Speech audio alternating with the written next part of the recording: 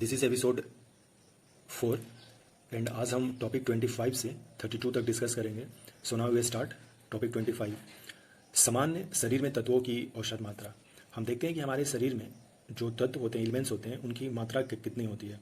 तो हमारा जो शरीर है उसमें सबसे ज़्यादा ऑक्सीजन है, फिर कार्बन है 18%, हाइड्रोजन है 10%, नाइट्रोजन है 3%, कैल्शियम है 2%, फॉस्फोरस है 1%, पोटासियम अब इसके रिस्पेक्ट में कम है, और आयरन जो है ये जान लेना है यदि पूछता है तो 0.004 ये है। और सबसे ज़्यादा ऑक्सीजन कितनी है? 65%। तो हमारे शरीर में ये तत्वों की औसत मात्रा हुई जिससे कि हमारा शरीर बना हुआ है। तो ये रहा टॉपिक 25। टॉपिक 26 इंपॉर्टेंट कुछ योजनाओं को देख लेते हैं। ये आपको क्रोनोलॉजिकल ऑर्डर में दे सकते हैं कि सबसे पहले कौन आया, 4 दे देंगे और कहेंगे कि क्रोनोलॉजिकल ऑर्डर में उसको सजाइए। या फिर जो इंपॉर्टेंट है, जैसे प्रधानमंत्री जनधन योजना, इसे हमें जानना होगा कि 2014 में आया था।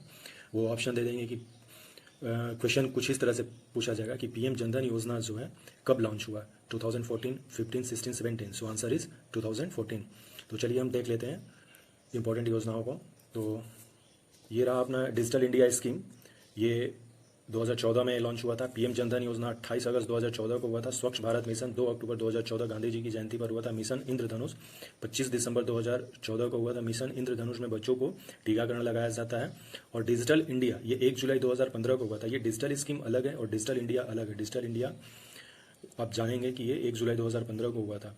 और पीएम उज्ज्वला योजना जिसमें कि एलपीजी गैस सिलेंडर मिलता है, उसमें ये जो हुआ था 1 में 2016 को हुआ था लॉन्च।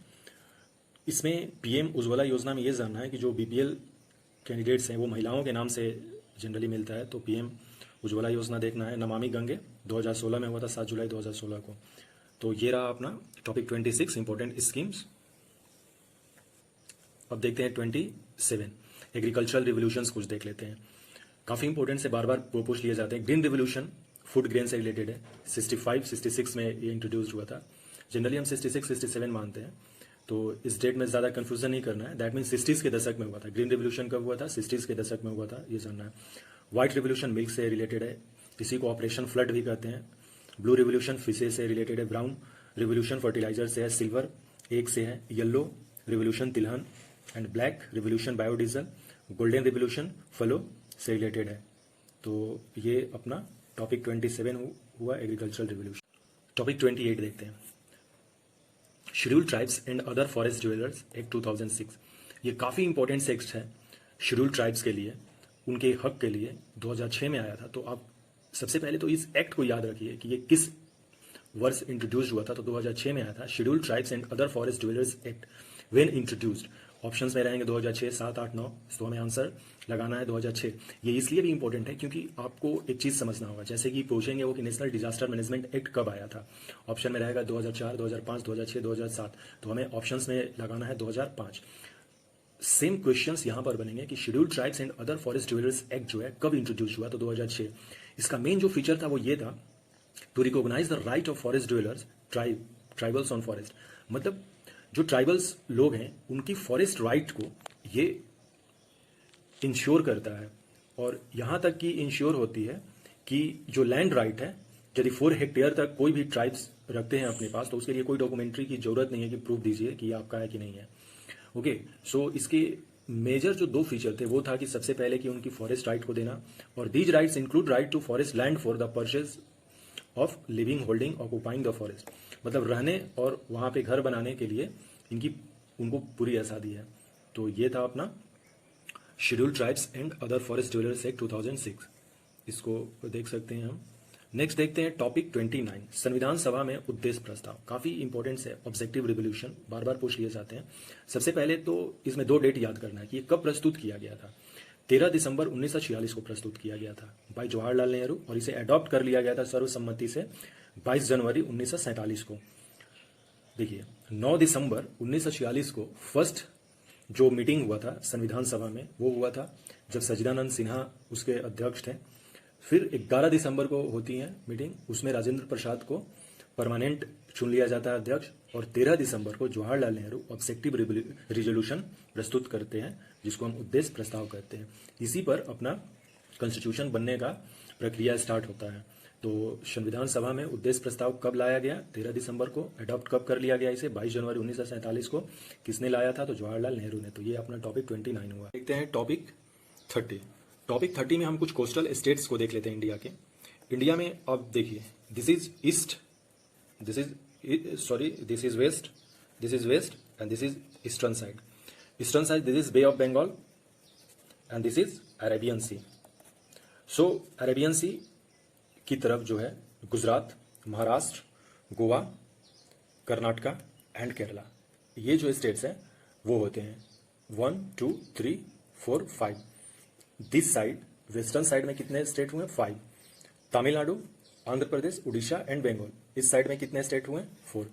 तो टोटल कितने स्टेट से लगती हैं कोस्टल एरियाज? तो 9 स्टेट से। जब वो यूटी इंक्लूड करें तब हम पुडुचेरी को भी इंक्लूड करेंगे, लक्षद्वीप को भी इंक्लूड करेंगे और अंडमान निकोबार को भी इंक्लूड करेंगे। लेकिन वो यूटी नहीं पूछ रहे हैं तो हम इसको अभी इंक्लूड नहीं करेंगे। और उसमें भी यदि वो मेनलैंड पूछे कि मेनलैंड कितने से लगता है, तब 9 स्टेट को करेंगे। और यदि यूटी के को इंक्लूड करके पूछे तो हम उसको 10 कहेंगे। तो ये रहा अपना, देख लीजिए। लॉन्गेस्ट कोस्टल लाइन, बार बार क्वेश्चन पूछा जाता है, गुजरात का है। स्मॉलेस्ट फिर गोवा का हो जाएगा। और टोटल कोस्टल लेंथ जो है इंडिया का वो 7516.6 किलोमीटर है, इंक्लूडिंग आइलैंड्स, यानी कि लक्षद्वीप और अंडमान एंड निकोबार को मिलाकर 7516 किलोमीटर लगभग हमारा कोस्टल लेंथ है। तो ये हमारे कोस्टल स्टेट्स ऑफ इंडिया हुए। आप देख सकते हैं कौन कौन से स्टेट हैं। इसमें क्वेश्चन इस तरह से पूछे जाएंगे, कुछ ऑप्शंस दे दिए जाएंगे, उसमें से पूछा जाएगा कि इनमें से कौन सा कोस्टल स्टेट नहीं है। ओके, उसमें गुजरात, कर्नाटका, गोवा और दे देंगे तेलंगाना। तो आंसर होगा तेलंगाना, कि तेलंगाना नहीं है। आप देख लीजिए इन सारी चीज़ों को कि वेस्टर्न साइड में पश्चिम की तरफ गुजरात, महाराष्ट्र, गोवा, कर्नाटका और केरला है, और पूरब साइड में तमिलनाडु, आंध्र प्रदेश, उड़ीसा और वेस्ट बंगाल है। Topic 31, human development index. काफ़ी इंपॉर्टेंट इंडेक्स है जो कि यूनाइटेड नेशन डेवलपमेंट प्रोग्राम के द्वारा ये जारी किया जाता है। अभी हमारे पास लेटेस्ट 2019 का डेटा है, 2020 का डाटा दिसंबर में आएगा, दिसंबर 2020 में आएगा। तो इसलिए हम 2019 को कंसीडर करते हैं। इंडिया का रैंक 2019 के हिसाब से 129 है। ओके, फर्स्ट में नॉर्वे है, सेकेंड में स्विट्जरलैंड है, थर्ड में आयरलैंड है। ये भी जानना जरूरी है कि ह्यूमन डेवलपमेंट को मेजर करने के 3 इंडिकेटर्स हैं। नंबर फर्स्ट है लाइफ एक्सपेक्टेंसी। इसमें जो हमारे पास 3 इंडिकेटर्स हैं, life expectancy, education, per capita income. तो इसमें क्वेश्चंस इस तरह से ये पूछेंगे कि इसमें से कौन सा इंडिकेटर नहीं है ह्यूमन डेवलपमेंट का, यानी कि एसडीआई का वो इंडिकेटर नहीं है। तो हमें ये तीनों याद रखने होंगे और जो एक्स्ट्रा जो वो लोग देंगे उसको हमें फाइंड आउट करके हटाना है। तो ये 3 इंडिकेटर्स देख लेने हैं अपने। टॉपिक 32 देखते हैं, ड्यूअल गवर्नमेंट इन बंगाल।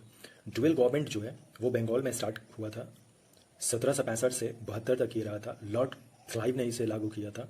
जब बैटल ऑफ बक्सर के बाद जो ट्रीटी हुई थी उसमें इन लोगों को बिहार, बंगाल और उड़ीसा की जो दीवानी मिली थी, उसमें उसके बाद ही लॉर्ड क्लाइव ने बंगाल में ये ड्यूअल गवर्नमेंट लगाया था। और इसको हटाया था जब वॉरेन हेस्टिंग 1772 में आया था, 1772 में।